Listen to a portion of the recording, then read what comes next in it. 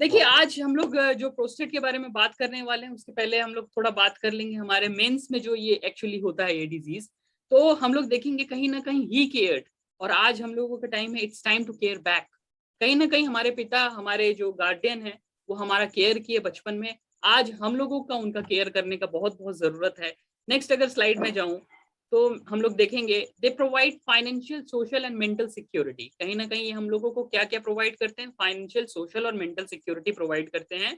तो इनके इनके जो डिजीज के बारे में हमको जानना बहुत आवश्यक है इस समय। अगर हम लोग देखें तो जैसे कि एज बढ़ता रहता है तो बहुत सारी डिफिकल्टीज हमारे मेंस के अंदर आती रहती है। तो ये चीज के बारे में भी हम लोग जानेंगे। और मेन में suffer from very disturbing disease. Main जो होते हैं बहुत सारी डिस्टर्बिंग डिजीज से सफर करते हैं, उसमें से एक है प्रोस्टेट एनलार्जमेंट। अगर मैं प्रोस्टेट की बात करूं, जैसे कि आपको मालूम है, इसके पहले भी मैंने बताया कि 10 में से 8 आदमियों को ये एनलार्जमेंट हो ही जाता है, इवेंचुअली डेवलप हो जाता है, ये नेचुरली कभी कभी हो जाता है। अगर मैं बात करूं, ये 40 में 8%, 50 में 50% और 80 में 80% तक प्रोस्टेट इंक्रीज हो जाता है। ये एज के हिसाब से इंक्रीज होता रहता है। इसको कहीं ना कहीं बेनिंग प्रोस्टेट हाइपरप्लासिया बोलते हैं। अगर मैं बात करूं पीपल जो सफर करते हैं इसके लिए, वो है ओबेसिटी वाले पीपल ज्यादा, डायबिटीज वाले और हाइपरटेंशन वाले जो पीपल है वो ज्यादा सफर करते हैं। अगर मैं बात करूं, जैसे कि मैंने बताया कि प्रोस्टेट है क्या, आप मेरे कर्सर को ध्यान से देखिए। Prostate male organ, male reproductive organ है। अब अगर आप देख रहे हैं तो कहीं ना कहीं आप देखिए प्रोस्टेट, ये जो पीला वाला भाग है, पीला वाला जो भाग है, इसी को प्रोस्टेट कहते हैं। और ये जो यूरेथ्रा, ये जस्ट क्या है, अंडरनीथ द ब्लैडर, ये ब्लैडर के एकदम नीचे, ब्लैडर क्या है, ब्लैडर जहां पे हमारा पेशाब कलेक्ट होता है, उसके जस्ट नीचे ये होता है। तो ये वैस डिफरेंस, ये जो वैस डिफरेंस है, ये वैस डिफरेंस आपके स्पर्म को माने रोकता है, तब आपके यूरिन पास होता है। उसी के नीचे ही होता है हमारा प्रोस्टेट। तो ये क्या करता है, प्रोस्टेट कभी कभी नेचुरली इनलार्ज हो जाता है, और कोई ना कोई डिजीज के कारण कभी ना कभी इनलार्ज हो जाता है। तो उसके बारे में हम लोग बात करेंगे, तो हम लोग देख पाएंगे कि हम लोग को प्रोस्टेट क्लियर हुआ कि नहीं। अगर मैं बात करूं prostate enlarge as we age, देखिए जैसे जैसे हमारा एज बढ़ता रहता है वैसे वैसे हमारा प्रोस्टेट का भी एजिंग बढ़ता रहता है। तो prostate become larger, it's normal part of ageing in most man. देखिए जैसे जैसे एज बढ़ेगा, आपकी जो प्रोस्टेट है, ध्यान से देखिए, इसको कट किया गया है, ये प्रोस्टेट नॉर्मल प्रोस्टेट है। और जैसे जैसे ही आपके शरीर बढ़ता है, मतलब शरीर में उम्र बढ़ती है, उम्र के कारण ये क्या होता है, इनलार्ज होता रहता है। आप देखिए ये एबनॉर्मली इनलार्ज हो गया। इसके कारण हम लोग को एक सबसे बड़ा प्रॉब्लम होता है, जब हम यूरिनेशन पास करते हैं तो हम लोगों को बहुत डिफिकल्टी होता है। अगर मैं बात करूं, mens are not aware about prostate enlargement. बहुत सारे आदमी और बहुत सारे लोग इसके बारे में बात भी नहीं करते, और बहुत लोग इसके बारे में जानते भी नहीं है कि प्रोस्टेट एक ग्लैंड है हमारे बॉडी के अंदर। Most man hardly know they have prostate until they reach 50 years. 50 की एज तक जाते जाते लोगों को ये मालूम ही नहीं रहता कि हमारे अंदर शरीर में प्रोस्टेट ग्लैंड बोल के भी कोई चीज है। और वो प्रोस्टेट कहीं ना कहीं इनलार्ज हो जाता है, और धीरे धीरे ये सीरियस इश्यूज बनता जाता है। तो सीरियस इश्यूज के बारे में भी हम लोग बात करेंगे। सीरियस इश्यूज में जो सबसे दो मेन प्रॉब्लम आता है, common problem related to prostate enlargement. तो पहला है एनलार्ज प्रोस्टेट, मतलब कहीं ना कहीं बड़ा हुआ प्रोस्टेट। इसको कहीं ना कहीं हम लोग क्या बोलते हैं, बीपीएच, मतलब benign prostatic hypertrophy. Its effect almost all men aged over 50। जो 50 के ऊपर हो चुके हैं उन सभी को ये कहीं ना कहीं होता है, किसी को कम किसी को ज्यादा। It's make too difficult urination. आप जब यूरिनेट करते हैं, जब पेशाब करते हैं, तो आपको प्रॉब्लम होता है। सीरियस कॉज भी हो सकता है, और कभी कभी ये पूरा पेशाब को ब्लॉक कर देता है, जिसके कारण शरीर के अंदर हमारे बहुत सारे प्रॉब्लम होते हैं। दूसरा जो बीमारी है उसका नाम है प्रोस्टेटाइटिस। आइटिस का मतलब क्या होता है, पेन, कहीं ना कहीं इंफ्लेमेशन होना, मतलब शरीर के अंदर सूजन हो जाना। आप देखेंगे इसी कारण हमारे प्रोस्टेट इनलार्ज हो जाता है, जिसको हम लोग बोलते हैं prostatitis. Some time it's cause by an infection. बहुत बार शरीर में इन्फेक्शन होने के कारण भी हमारा प्रोस्टेट इनलार्ज हो जाता है और प्रोस्टेटाइटिस हो जाता है। अगर मैं बात करूं, ये ज्यादातर रिस्क कौन, माने जिस किसको रिस्क है, ये कौन से पीपल को रिस्क करता है, जो कार्डियोवेस्कुलर डिजीज से, मतलब हृदय संबंधित रोगों से परेशान है उसके लिए, डायबिटीज के लिए, ओबेसिटी के लिए, इनएक्टिव लाइफस्टाइल, जिसको मैं सेडेंटरी लाइफस्टाइल भी बोलता हूँ, और फैमिली हिस्ट्री ऑफ प्रोस्टेट, मतलब कहीं ना कहीं जेनेटिक, मतलब आपके परिवार में किसी को हो तो आपको भी होने का बहुत बहुत ज्यादा संभावना होता है। अगर मैं बात करूं सिम्टम ऑफ प्रोस्टेट एनलार्जमेंट, क्या सिम्टम है, क्या कारण के वश हमको प्रोस्टेट एनलार्ज होता है। देखिए, फ्रीक्वेंट अर्ज टू यूरिनेशन, अगर आपको बार बार यूरिनेशन हो रहा है, बार बार आपको यूरिनेट करना पड़ रहा है, तो ये एक कारण हो सकता है। Weak and slow urination flow, मतलब आपके पेशाब की जो गति है वो धीमी हो चुकी है या एकदम स्लो गति से जा रही है, तो आप समझ सकते हैं कि आपका प्रोस्टेट एनलार्ज हो गया है। Feeling that the bladder has not fully empty, आप पेशाब करने के बाद जब आप रिटर्न आते हैं तब आपको लगता है कि अभी भी पेशाब है ब्लैडर के अंदर, तो भी आपको हो सकता है कि आप प्रोस्टेट एनलार्जमेंट के शिकार हो गए हैं। Trouble starting in urine stream, अब यूरिनेशन की जो स्ट्रीम है, जो उसकी धारा है, उसके अंदर अगर कोई प्रॉब्लम आ रहा है, पेन आ रहा है, तो भी आपको प्रोस्टेट का शिकायत हो सकता है। Passing urine often specially at night, कभी कभी ना रात में सोते समय आपको पेशाब हो जा रहा है, तो भी आपको प्रोस्टेट का बीमारी हो सकता है। Stopping and starting again several time while passing urine, आपको पेशाब करते समय कभी रुक जा रहा है, कभी हो रहा है, कभी रुक जा रहा है, कभी हो रहा है, तो भी आपको प्रोस्टेट का एनलार्जमेंट है। देखिए, इस बात के लिए हम लोग बहुत लोग अवेयर नहीं है और इस बात को कहीं ना कहीं लोग मजाक के रूप में भी लेते हैं, तो प्लीज ये मजाक के रूप में मत लें, ये बहुत ही घातक एक डिजीज हो सकती है आने वाले टाइम पे। इसके इलाज के लिए हमारे पास जो हम लोग आज के सेशन में हम लोग बताएंगे, only 5 minute is left, please rejoin this meeting after 5 minutes. तो नेक्स्ट हम लोग बात करें drastically version man quality of life, ये क्या करता है, प्रोस्टेट क्या करता है अगर इनलार्ज हो जाता है, तो हमारे मेंस के लाइफ को ना एकदम घातक तरीका से चेंज कर देता है। क्यों? पहला, उनको टेंशन हो जाता है, स्ट्रेस हो जाता है थ्रू आउट द डे, क्योंकि दिन भर वो पानी कम पीते हैं ताकि हमको पेशाब ना जाना पड़े। कहीं जाने आने की समस्या, अनेबल टू ट्रेवल, कहीं दूर जाने आने की समस्या हो सकती है उनको। कॉम्प्रोमाइज्ड फैमिली लाइफ, वो फैमिली लाइफ को कॉम्प्रोमाइज करते हैं। Unable to attend family function, कोई फैमिली का जो फंक्शन है वो भी अटेंड करने में उनको हिचकिचाहट होती है। स्लीपलेस नाइट, और रात में बहुत दिक्कत होता है, सोने में बहुत उनको दिक्कत होता है, और दिन भर वो सोने और इधर उधर करते रहते हैं, सो नहीं पाते ठीक से। ट्रीटमेंट ऑफ एनलार्ज प्रोस्टेट, अब हमारे मेडिकल साइंस के अंदर इसके अंदर क्या क्या ट्रीटमेंट है वो हम लोग समझ लेंगे। मेडिकेशन, अगर मैं ओरल मेडिकेशन का बात करूं, जो आपको ओरली मेडिसिन दिया जाता है, उसके अंदर है टेमिसुलोसिन, एल्फ्यूजोजिन, टेराजोजिन, ऐसे करके बहुत सारे हमारे ड्रग हैं हमारे पास, हमारे जो मेडिकल साइंस में है वो है। दूसरा है तरीका मिनिमल इन्वेजन प्रोसीजर, थोड़ा सा आपके अंदर शरीर के अंदर होल करके इसको मिनिमम इन्वेजन किया जाए, मतलब उसको ठीक किया जा सके। और लास्ट ऑप्शन है मेडिकल साइंस में सर्जरी। तो ये तीन ऑप्शन होते हैं जिसके बारे में हम लोग आज बात करेंगे। अगर मैं बात करूं तो करंट ऑप्शंस की बात जो करेंगे उसमें एक चैलेंजेस बहुत आते हैं। तो पहला जो ड्रग का चैलेंज है, जो मेडिकेशन का चैलेंज है, उसके अंदर आपको जब ओरली आप लेते हैं तो आपको ड्राउजीनेस, एकदम नींद नींद लगता है, हेडक मतलब माथा दर्द करता है, डिजीनेस रहता है, और कहीं ना कहीं आपको ओरल मेडिकेशन के कारण कुछ सेक्सुअल प्रॉब्लम्स भी आ सकती हैं।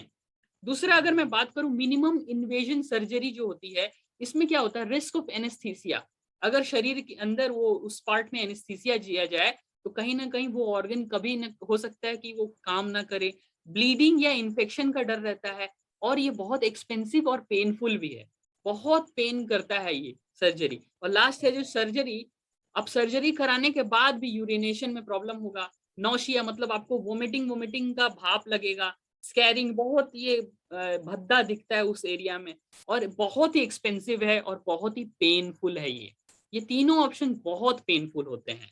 अगर मैं बात करूं, natural and safe option are not available, market में कोई ऐसा ऑप्शन अवेलेबल नहीं है कि आप नेचुरली इसको क्योर कर सकें। लेकिन मैं थोड़ा सा आपको मीट कराना चाहूंगा मिस्टर जोजो से, यहाँ पे अगर आप किसी को है तो आप अपना नाम भी दे सकते हैं। मिस्टर जोजो जो 51 साल के हैं, he had frequent urge to urinate but when he goes urination feeling that bladder has not fully empty, जब भी ये यूरिनेट करने जाते हैं तो इनका ब्लैडर लगता है कि इनका पेशाब इन्हीं के मतलब ब्लैडर में है। he is always tense due to unable attend of quality time with family, ये फैमिली में अच्छा क्वालिटी टाइम नहीं दे सकते क्योंकि मन बहुत चिढ़ा चिढ़ा लगता है। he also avoid traveling and family gathering due to this, और कोई भी फैमिली गैदरिंग में जाना पसंद नहीं करते क्योंकि इनको ये प्रॉब्लम है। Let's see how we can help. आज हम लोग देखते हैं हम लोग इनको कैसे हेल्प कर सकते हैं। अगर मैं बात करूं, Vestige marketing private limited introduce a solution to prevent prostate enlargement. आपको मैं बता दूं, भारतवर्ष की पहली नेटवर्क मार्केटिंग कंपनी जो एकमात्र प्रोस्टेट के ऊपर काम की और एक ऐसा आयुर्वेदिक फॉर्मुलेशन जो आयुशांति से टाई अप करके लाई है, उसका नाम है, in the time of direct selling industry, पहली बार, ये याद रखिए, पहली बार कोई भी नेटवर्क मार्केटिंग में ऐसा चीज नहीं बनाया गया। इसका नाम है आयुशांति प्रोस्टेट केयर। आप जहां पे भी बैठे हैं एक बार उसके लिए ताली जरूर मार दीजिएगा, क्योंकि ये बेहतरीन फॉर्मुलेशन है। A promise for healthy prostate is here. आपके सामने आज हम लोग प्रोस्टेट के बारे में चर्चा करेंगे। जस्ट 1 मिनट है, फिर से रिज्वाइन कीजिएगा। नेक्स्ट अगर मैं बात करूं, आयुशांति प्रोस्टेट केयर है क्या? Ayushanti prostate care formulation is specially made for Ayurvedic ingredients that help in arresting prostate related issue in men। ये एकमात्र सोल्यूशन ऐसा लाया गया है, आयुशांति के साथ टाई अप किया है हमारी कंपनी ने, बाली सर ने। और ये एक ऐसा माने एक ऐसा इंग्रेडिएंट, कुछ ऐसे इंग्रेडिएंट दिए गए, कुछ ऐसे इसके अंदर खनिज दिए गए हैं, कुछ ऐसे आयुर्वेदिक हर्ब दिए गए हैं जिसके कारण आपके टारगेटेड प्रोस्टेट के ऊपर ये काम करता है। अगर मैं बात करूं इसके अंदर है क्या, ईच कैप्सूल कंटेन, हर एक कैप्सूल क्या क्या कंटेन करता है उसकी एमजी आपके बगल में लिखा है। उसके बगल में मैं बता दूं, उसके बगल में ही आपको साइंटिफिक नेम भी दिख जाएगा। पहला है पुनर्नवा, पुनर्नवा, दूसरा है वरुणा, तीसरा है शतावरी, चौथा है कंचनार, पांचवा है शिलाजीतु, छठा है गोक्षुरु, और सातवां है अपराजिता, और आठवां है सुपारी। ये 8 इंग्रेडिएंट इतने स्पेशल इंग्रेडिएंट हैं जो कि स्पेशली काम करते हैं आपके प्रोस्टेट एनलार्ज के फैक्टर को। तो please rejoin this meeting, after that we will continue our session. तो हम लोग बात कर लेंगे। ठीक है, देखा। Okay okay, thank you sir, please mute. Ayushanti जो प्रोस्टेट केयर है उसके अंदर मैंने जैसे कि बताया 8 इंग्रेडिएंट है, पुनर्नवा, वरुणा, शतावरी, कंचनार, शिलाजीत, गोक्षुरु, अपराजिता एंड सुपारी। ये 8 इंग्रेडिएंट हमारे आयुशांति के अंदर है जो कि प्रोस्टेट के ऊपर टारगेटेड काम करता है। अगर मैं बात करूं, प्रोस्टेट केयर एक पूरा तरीका से 100% शाकाहारी वेजिटेरियन चीज है जिसको आप सभी लोगों को दे सकते हैं। नेक्स्ट अगर मैं बात करूं थोड़े से इंग्रेडिएंट के बारे में, मैं बात करूं इंग्रेडिएंट में एक्चुअली है क्या ऐसा जो ये काम इतना बढ़िया करता है। अगर मैं पुनर्नवा की बात करूं तो ये यूज होता है, it has been used show to effective for symptom of BPH and anti inflammatory effect. इसके अंदर एंटी इंफ्लेमेटरी मतलब ये सूजन को कम करता है, पुनर्नवा सूजन को कम करता है। वरुणा क्या करता है, Varuna has been beneficial for prostate enlargement, और ये क्या करता है आपके शरीर में प्रोस्टेट का जो वेट है उसको कम करने में सहायता करता है।